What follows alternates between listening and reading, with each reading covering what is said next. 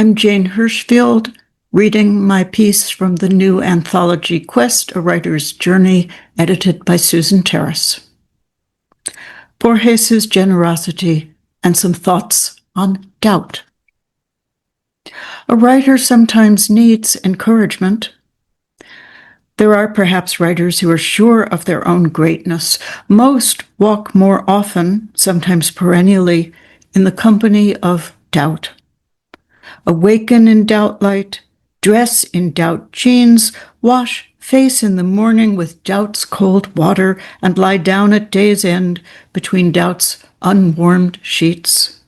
For months on end, this is the portrait of a working writer. The best practice is not to engage with this question of one's own work's worth at all, except when revising. While revising, doubt is undoubtedly and boundlessly useful, though even then a skeptical relationship to what you are doing works best in the service of only one question. The question is not, is this good? It is not, is this bad? It is only, how can this be better?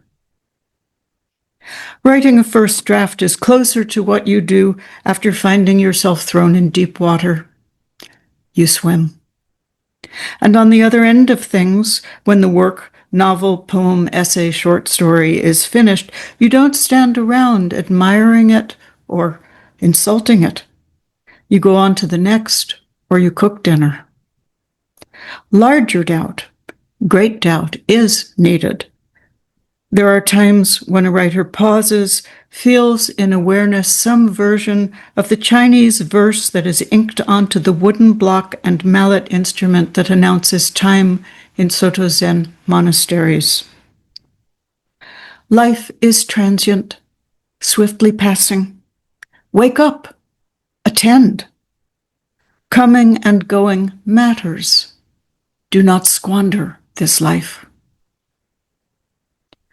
Great doubt's questioning attention is indispensable to conducting a life unwasted.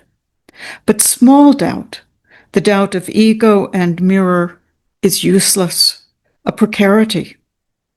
W.S. Merwin's great poem, Berriman, which you can find online and it's well worth reading in full, ends with a conversation between the undergraduate Merwin and his then professor. I asked, how can you ever be sure that what you write is really any good at all? And he said, you can't. You can't. You can never be sure. You die without knowing whether anything you wrote was any good. If you have to be sure, don't write. You will die without knowing. The thought is heard as intended, a liberation and grant of freedom. Writing can only fully unfold in a field of non-weighing, non-judging. You need to take chances to forget your place in the book of existence and make a new one. Some thoughts of Borges from the prologue to his last book of poems offer a different mode of escape from self-judgment and doubt. The translation here is by Willis Barnstone. After all these years, I have observed that beauty, like happiness, is frequent. A day does not pass when we are not for an instant in paradise. There is no poet, however mediocre, who has not written the best line in literature, but also the most miserable ones. Beauty is not the privilege of a few illustrious names. It would be rare if this book did not contain one single secret line worthy of staying with you to the end.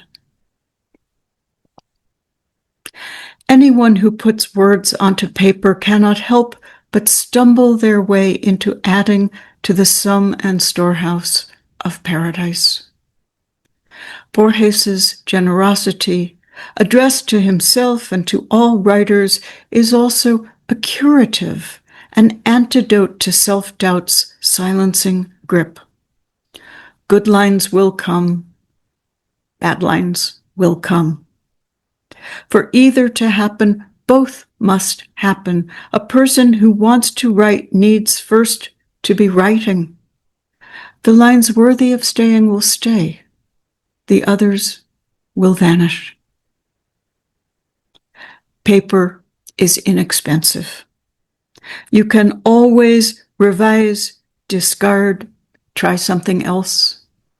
Language, too, is generous. Its discoveries available and frequent, abundant as wild grass seeds on an unmown hill. Language does not begrudge or judge. It makes its own newness and carries its world alterations profligately, freely. Its generative possibilities and stored wisdoms pass through us, our fears, hopes, stories, imaginings, and days, as ordinarily and continually as life itself does. A thought I find also encouraging.